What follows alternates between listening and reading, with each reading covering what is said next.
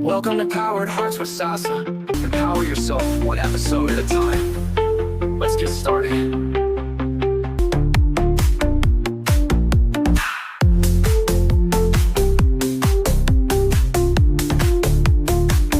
Let's get started. You know, it's funny, we talk about so many things on this show, but when the topic is emotional trauma, well, it can feel kind of heavy, you know? Yeah, definitely. Almost like it's, I don't know, like we're not supposed to talk about it, but then we got this deep dive request about this YouTube video, how I rebuild confidence after 10 years of emotional trauma, and wow, it really hit me. Yes, it's powerful stuff. And right off the bat, that statistic, 70% of people experience trauma. 70%, it's huge. I mean, that's most people, right? It really highlights how common trauma is. It really does. It's something that, we often think of it as something that happens to other people. Right, exactly. But the reality is, it's a part of the human experience. It is, and I think that's why this video, this specific one, is so powerful, because it doesn't shy away from, the rawness of it all. Right. The YouTuber talks about being in this toxic relationship, and I gotta say, even hearing those words, walking on eggshells, constant anxiety, feeling worthless. I mean, those hit home, even though my personal experience is different. It's those feelings, those common threads that weave through so many different experiences with trauma. Right. That's what often resonates most deeply, Yeah. And it's powerful that she's so open about it, because, acknowledging those feelings, I think that's the first step towards healing. Yeah, that makes sense, because you can't heal what you don't acknowledge, right? Exactly. But then how do you even begin to move forward? Like, you've been so deeply hurt, so broken by this experience. You know what I mean? Yeah. She talks about this turning point. Right. Realizing that her past doesn't have to define her. Which, I mean, that sounds great in theory, but like, how do you actually do that? It is a profound realization. And it speaks to, I think, the incredible resilience of the human spirit. Yeah. It's not about, erasing the past or pretending it didn't happen. It's about choosing to reclaim your narrative. It's about recognizing that you are not defined by what happened to you. You are defined by what you choose to become in its wake. So that leads to this whole idea of self-love, right? Yes. Because if you're rebuilding, you got to have a strong foundation. And she mentions this Japanese art form called kintsugi. Have you ever heard of that? I have. I think I'm saying it right. Yeah, you are. Okay, good. It's a beautiful metaphor, isn't it? It is. It's the art of repairing broken pottery with gold so the cracks become part of the object's history, a part of its beauty. So instead of hiding the breaks, you highlight them. It's true. Wow, that really makes you think about like scars in a whole new light, doesn't it? Yes. Instead of seeing them as something to hide, you can embrace them as, part of what makes you unique. Absolutely. A testament to your strength. But how does that translate to like actually loving ourselves, especially after experiencing something like, a toxic relationship, which I imagine just really chips away at your self-worth? That's such an important point, because a toxic relationship by its very nature thrives on control, manipulation, and often emotional abuse. Right.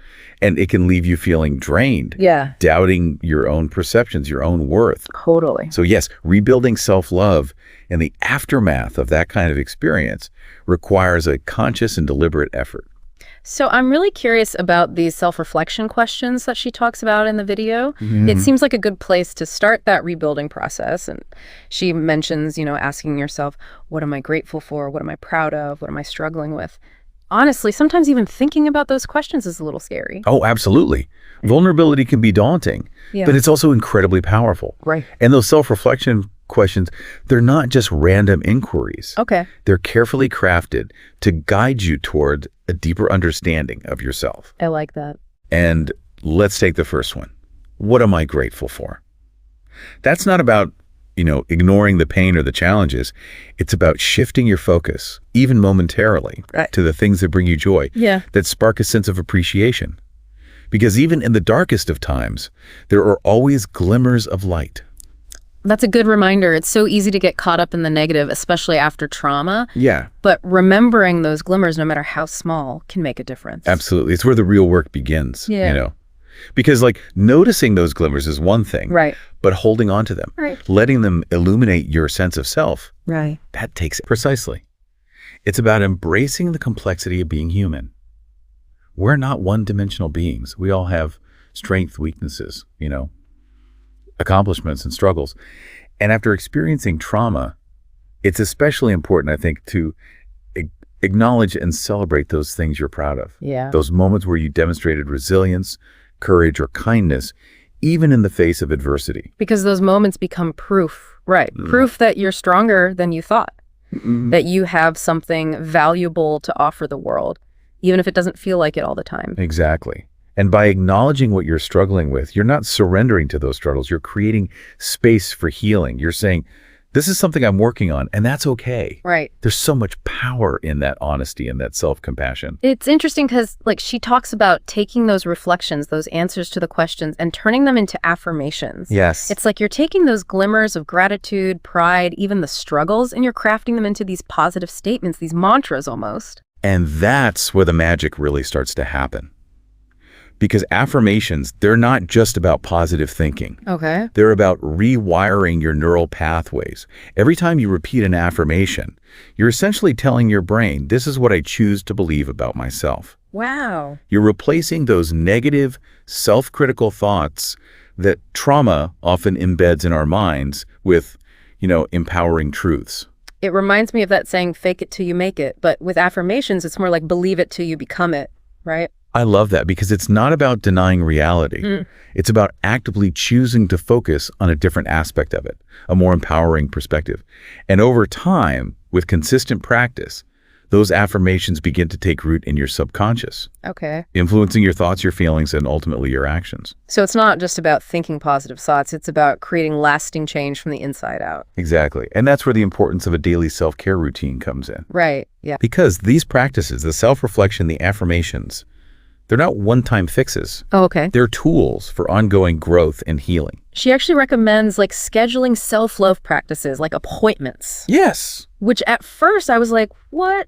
That sounds kind of strange. But then I realized how often we prioritize everything else over our own well-being. It's so true. Yeah. We schedule meetings, doctor's appointments, even our kids' soccer practices. Yes. But when it comes to making time for ourselves, it often falls to the bottom of the list. Right. And after experiencing trauma, it can be even harder to prioritize self-care. Yeah. Because you might be dealing with feelings of guilt, unworthiness, Yeah. or even the fear of being triggered. Totally. So how do you overcome those hurdles? Because I can totally see myself saying, oh, I don't have time for self-care today, or I don't deserve it. It's about recognizing those thoughts as part of the healing process, not roadblocks. Acknowledge them without judgment, and then gently remind yourself that you're worthy of love, care, and attention. And just like you wouldn't cancel an important meeting at the last minute, treat your self-care appointments with the same level of respect and commitment. I love that analogy because it's true. We wouldn't dream of skipping our best friend's birthday dinner. Right. So why is it so easy to brush off our own needs? It's a societal conditioning we need to unlearn. Right. And it starts with small, consistent steps. Even if you can only spare 15 minutes in your day for a walk in nature, a relaxing bath, or simply sitting quietly with a cup of tea and a good book, those moments matter. They add up over time. It's you're sending a message to yourself, both consciously and subconsciously, hey, I'm worthy of my own time and attention. Yeah. And that's got to be a powerful message, right? It is. Especially when you're really trying to rebuild your confidence after you've gone through trauma. Yeah, but it's a message that can be met with resistance, though. Oh, yeah, for sure. Those negative thoughts, the self-doubt, they don't just disappear overnight, unfortunately. Yeah. She even talks about that in the video, how those negative thoughts would pop up for her, especially when she was trying to practice self-love. Oh, tell me about it. It's they get even louder when you're trying to make a positive change, Right. So how do you deal with those moments when that inner critic just won't quit? It's about learning to redirect, not repress. Okay. Because trying to silence those negative thoughts completely often just amplifies them, makes them louder. Yeah, yeah. So instead, acknowledge their presence. Okay, I hear you fear, I see you doubt. Right. And then gently guide your attention back to your affirmations. Okay. Back to those truths that you're choosing to cultivate. So it's almost like you're having a conversation with those negative thoughts, but you're not letting them run the show. Exactly. You're acknowledging their presence without letting them dictate your actions, your beliefs about yourself. And this is where, having those affirmations readily available, maybe even written down somewhere you can see them. Right. It's like having a mental reset button. I like that. So when those negative thoughts start to spiral, you can kind of hit that button and remind yourself of the positive truths you're choosing to embrace. It's a practice, right? It's not like you just wake up one day and you're like, nope, no more negative thoughts for me. I'm good. Exactly. It doesn't quite work that way, unfortunately. Darn it. Rebuilding confidence, especially after trauma, is a journey, Yeah, not a destination. There will be setbacks, there will be moments of doubt, totally. but the key is to approach those moments with self-compassion. Because you're not alone on this journey, are you? You are not alone. It's so important to remember that. Yeah. And that statistic we mentioned earlier, the 70%, that's a stark reminder that countless others are navigating similar challenges, even if they're not always visible. That's why I think sharing stories like this YouTubers is so important. It's so empowering. Yeah. It reminds us that healing is possible, Yes. that we're not broken beyond repair. And that self-love isn't selfish. It's essential. It's the foundation upon which we rebuild our lives, brick by brick, affirmation by affirmation, act of self-care by act of self-care. So as we kind of wrap up this deep dive here, I want to leave you with this. If you were to choose just one self-love practice to start with today, what would it be? Just something to think about, What's one small act of kindness you can show yourself today? Maybe it's finally scheduling that doctor's appointment you've been putting off, or taking 15 minutes to sit quietly and just breathe. Whatever it is, honor that need. Yes. You deserve it. You absolutely do. And remember, self-love isn't a luxury. It's an investment in your well-being, your confidence, and ultimately your ability to live a more fulfilling life. Well said. Couldn't have said it better myself. So go forth and be kind to yourselves, everybody. Until next time, keep diving deep.